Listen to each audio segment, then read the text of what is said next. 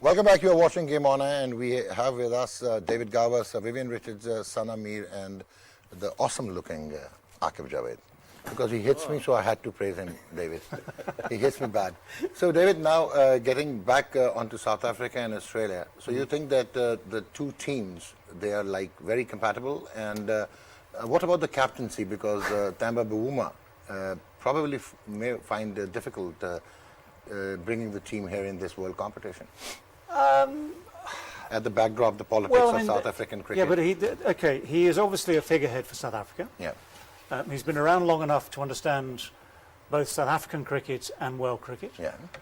He has a certain amount of talent. He's not the best player in the team. He's not the best player in the world, but he has a certain talent. And he will need spirit. I mean, I think we've seen, for instance, if you look at South African sport and the rugby, they have a brilliant leader in the rugby team who has taken them to the top of the World Cup. Yeah. I'm not sure that Temba Bavuma has quite the same character in his sport, but he has a lot going for him. Compared to Aaron Finch has the advantage, I think, because he's a more consistently good player at this level, in this form of the game. He is well respected in his team. I think one of the interesting things about South Africa is that they have to play the politics game as much as anything else. Australia has no problem with politics. South Africa knows what it has to do as a nation.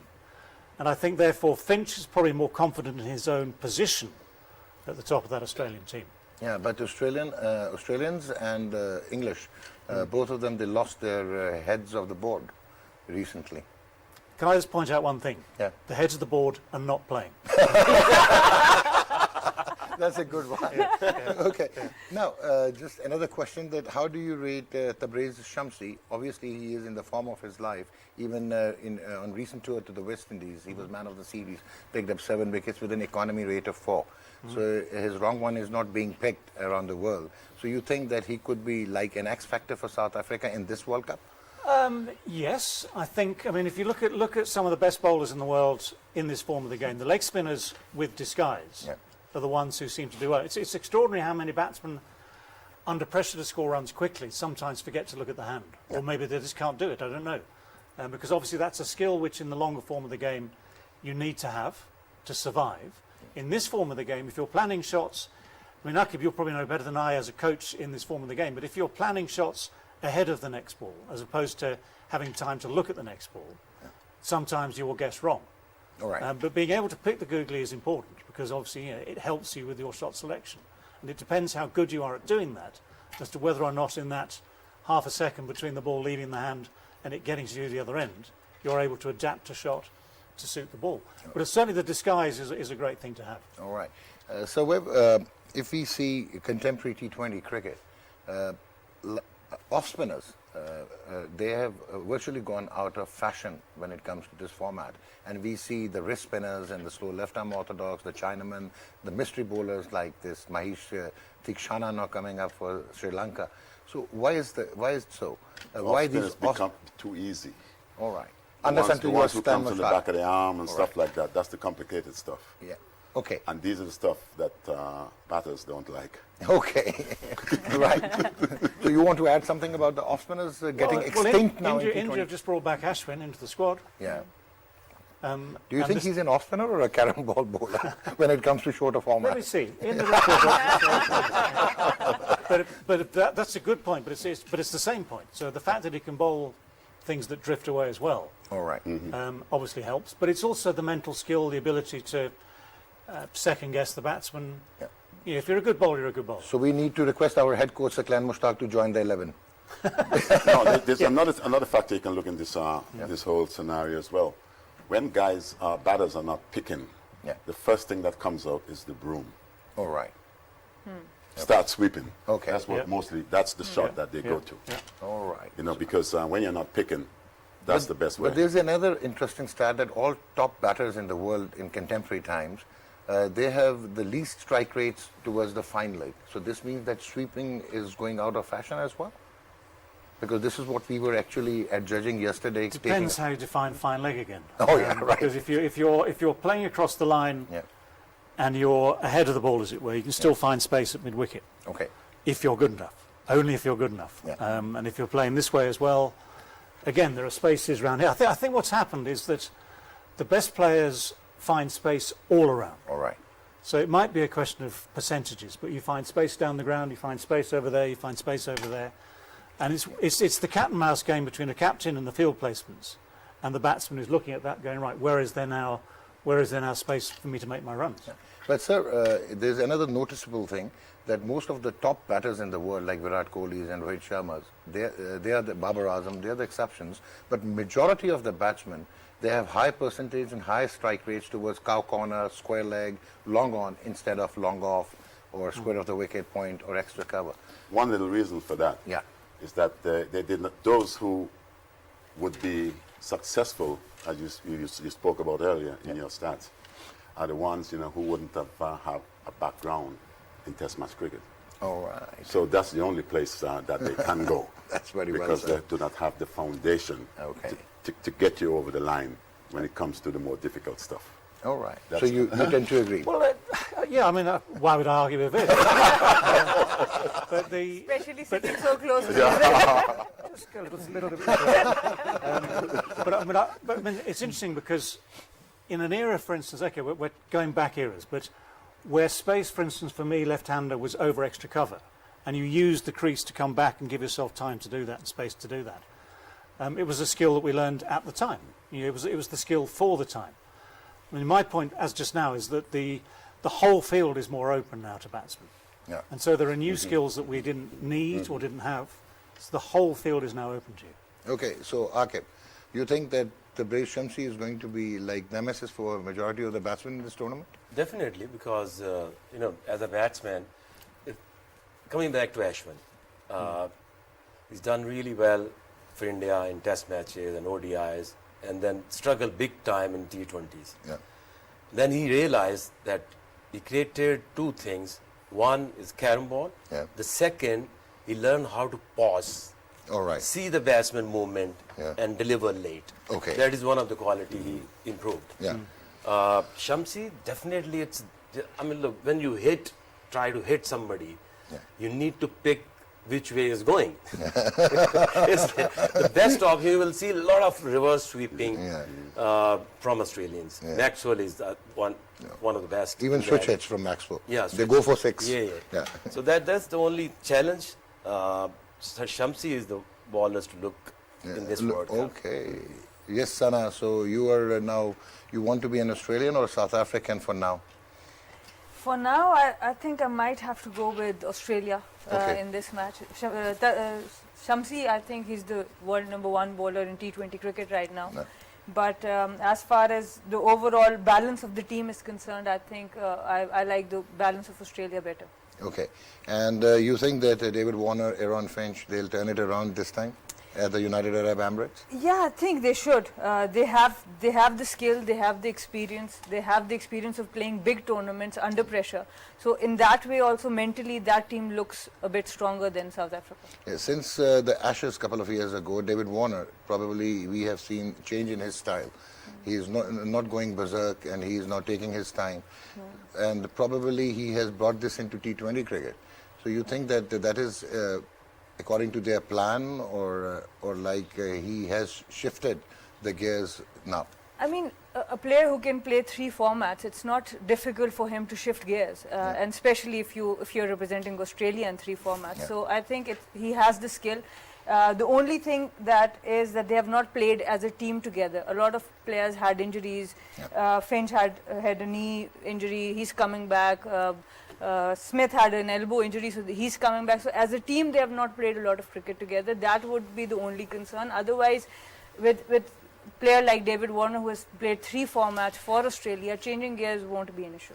The matches in Abu Dhabi, do you think that when he had a good outing against Pakistan and hammered 100? So he'll bring all that confidence with him? Abu Dhabi is the best pitch in UAE. In UAE, okay.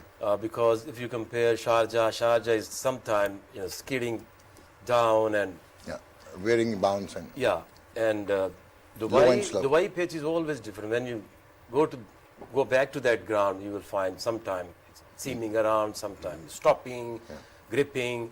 So Abu Dhabi is always like this. I always compare and the cross Gaddafi breeze Stadium and good for pitch, the fast bowlers. Lahore Gaddafi Stadium pitch and Abu Dhabi is similar. Even bounce, always good to bat on, but in the day games, sometimes it stops, grips, and challenge the batsman against spinners. Okay.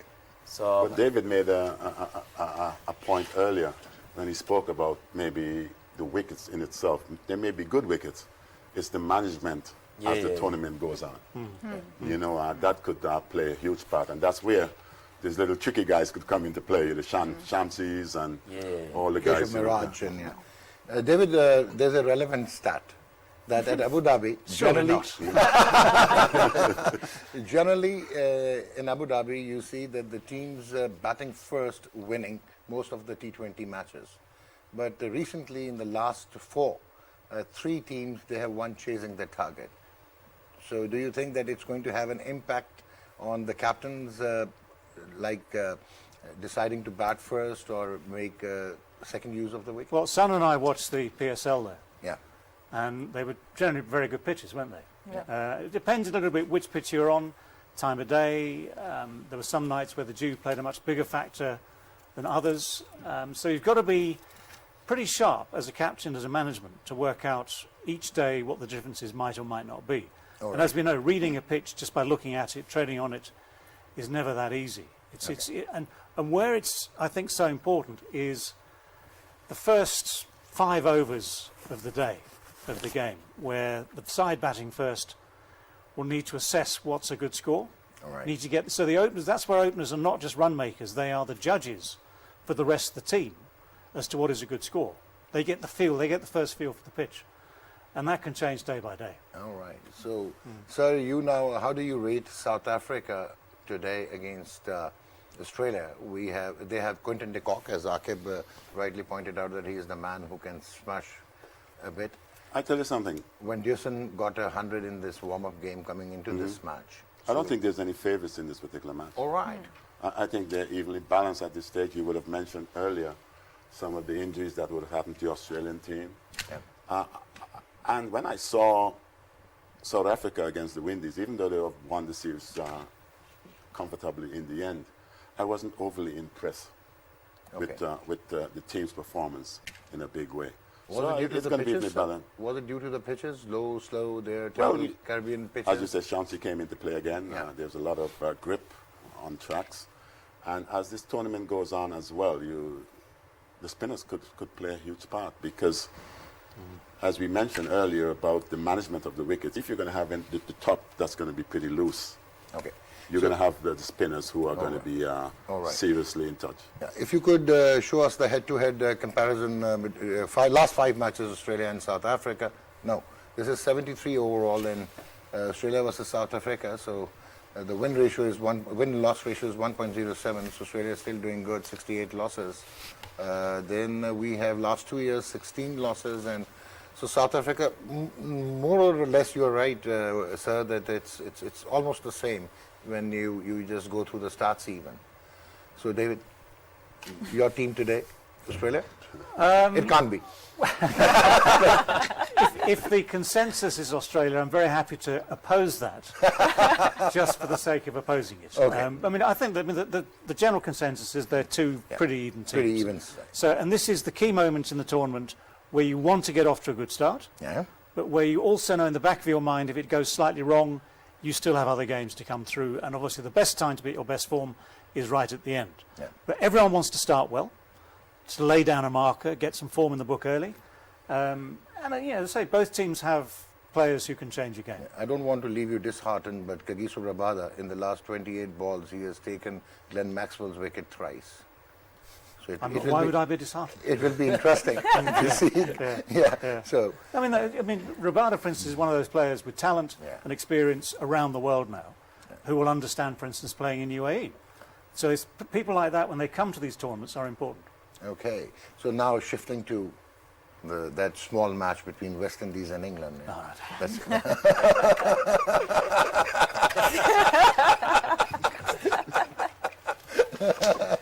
That's a goodie. Yeah, well, sir, just to boost your morale, West Indies, they beat England in 2009 in the World T20. They beat them again in 2010.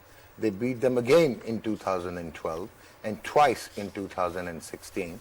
The first match at Mumbai, Chris Gale held them chasing 183 by scoring that 47-ball 100. And then in the finals, there were 4 massive successive sixes from Carlos Brathwaite and Ben Stokes. Oh, that was in the final. Yeah, that was in the final. Yeah. So, Well, that won't happen again. okay, so it won't happen again. We're a long way from the finals, you know. All right. Doc. But you don't have Darren Sammy this time. Okay, if West Indies, for instance, if they win this game against England with 4 successive sixes in the final over, I will buy this television station for you. Okay. All right. So, David, now if... Hang on a second. Yeah. I've lost my wallet. I'm sorry. It's Well, David, when discussing the England team, obviously, they are now the one-day world champions, reigning world champions. They have Ian Morgan, they have Josh Butler, then Johnny Bairstow is there, then Liam Livingstone, and Adil Rashid and Moeen Ali, they're spinning trump cards. So you really think that the spin part, is it like of high quality, they can deliver for England, or this is the weakest link in this English team? Well, no, I think Adil Rashid, for one, has grown in stature over the last 5 years, say. Okay. And I think in the ODI side, for instance, Owen Morgan loves to use Adil sometimes as a gamble, as a wicket taker, sometimes as a sort of the man to go to anyway. So I think he's got the mental capacity, the ability, and the experience now to be very important. Livingstone is at the start of a career. He's quirky, so might take someone by surprise. I mean, that's the other thing I think you find with all these different bowlers.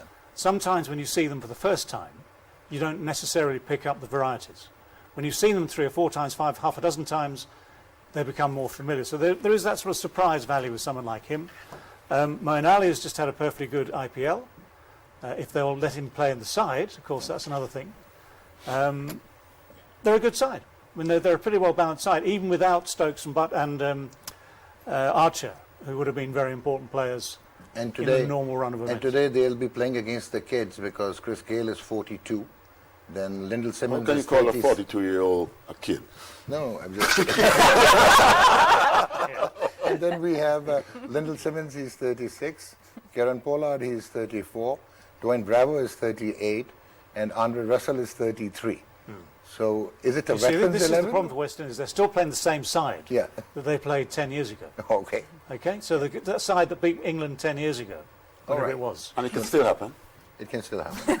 Yeah.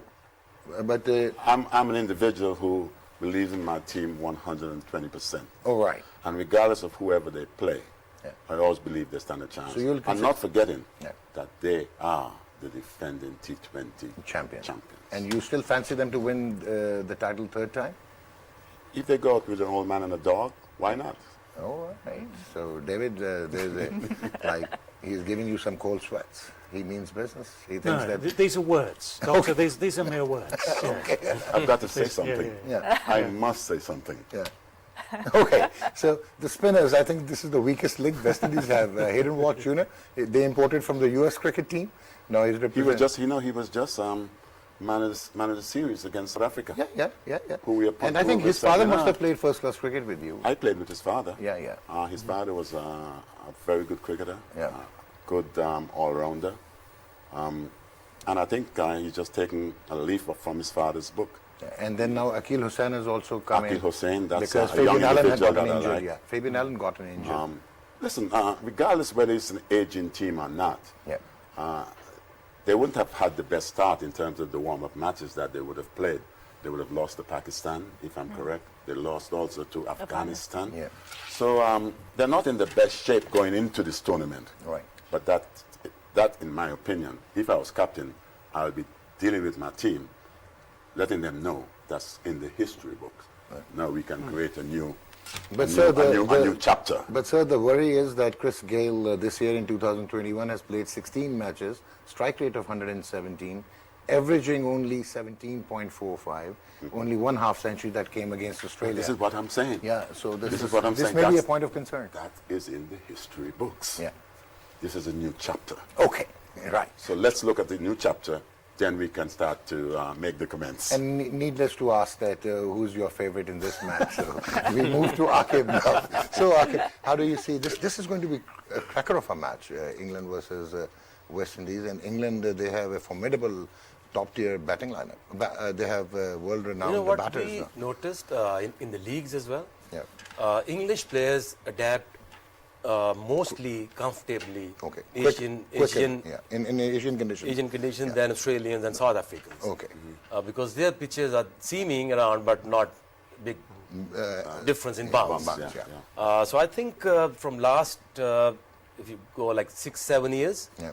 England have actually worked out and planned their cricket. All right. It's about the message, they collect the message, the right message, going all the way to the county level. And this brand of cricket and these type of players we want to represent England. But probably it has So left it their is- test cricket compromised. They are not finding a decent pair of openers so far. You know, that's happening, but they have branded their cricket. All right. They have worked White hard. ball cricket. White ball. Oh, yeah, white ball. You know, after 2015, Yeah. they have learned They changed a it. lesson and then they've worked out really well. Good plan. That's a great point. Okay, yeah, because before that, England went in the best form when it comes to white ball cricket. And after winning the ODIs, that to me gives them the opportunity and the confidence, believing that they can take out this also. Aaqib is right. The 2015 disaster Yeah. was the turning point because they gave Morgan the captaincy at the last moment. They gave him a team that wasn't his team. And one of the most impressive things about England and their white ball cricket is that he has shaped the way that team develops. And he is one of those captains looks you right in the eye. Yeah. And he has a very firm grip both of the hand physically and of a team. So I think his role as a captain has been absolutely vital ever since that 2015 World Cup. And he'll be tested here because conditions are different again. Yeah. And they're losing a couple of decent players, but it's still a good squad. So he'll be tested, I think, to the ultimate limit to get to that final and to win that final. Yeah, but they're going to miss Jofra Archer and Ben course they are. Stokes for sure. Of course they are, yeah. For sure, yeah. So, Sana, just to wind up, how do you see England versus West Indies coming up? Yeah, I think I totally agree with all of them that England has prepared themselves really well also. They sent their best players who would be featuring in the 11 to India for IPL and then UAE to IPL. And the reserve And then not players... touring Pakistan? And then not touring Pakistan? Missing then- out? Sorry, now you've brought that up. Yeah. Can I, on behalf of the entire nation, apologise? Oh. Because that was ridiculous. Thank you I'm so so very sorry, much. because that I looked at that. We have not, I say we, they, I'm not taking any responsibility. They have not come up with a decent excuse. They've not come up with a proper reason. They could easily have found 14, 15 players to come and play 2 games of cricket. Thank you So so I very much, sir. apologise. We are touched. Hearing from David Gower, man, the horse's mouth. Yeah. This is No one needs to say anything else. We are much obliged, sir. Thank you. And, So, and, Sana, and that's why also I'm welcoming Viv Richards with the maroon blazer because So your name is Sana Campbell. What I heard from you that why he came here. So yeah, I think they have prepared themselves really well. They have sent the reserve players. A lot of their reserve players were playing PSL in UAE. So the overall approach of how a good captain and then a very good captain and then backed by a really good preparation. So of course they have more method to their game. And more method to madness or to their game? so they have more method to their game, but West Indies They have have more method to had their that madness. natural ability of upsetting any kind of method. But you must have seen Kieran Pollard. He has very, Look, Kieran Pollard has very small hands. Actually, I think you fit upon it. This game could be method against madness. I think this is it. So, thank you very much, David. And thank you so very much, Sir Wave. Thank you, Aaqib. And I'm really impressed now. I'm coming to you to take the English classes. I'm really impressed. Is it? Boy. And thank you very much, put sir. me It's in a- always a pleasure. in a We'll be position. together in the post-match, yawning at deeper part of the night, but we will be welcoming you again. Thank you. So game on, and we are having now 2 matches at 3 p.m. Pakistan Standard Time. You'll see Australia taking on South Africa live from Abu Dhabi, and then there's a Dubai game under the lights, and that shall be between David Gower's England and Sir Vivian Richards' West Indies. Game on, take care of yourself. We'll be back with our Urdu panel.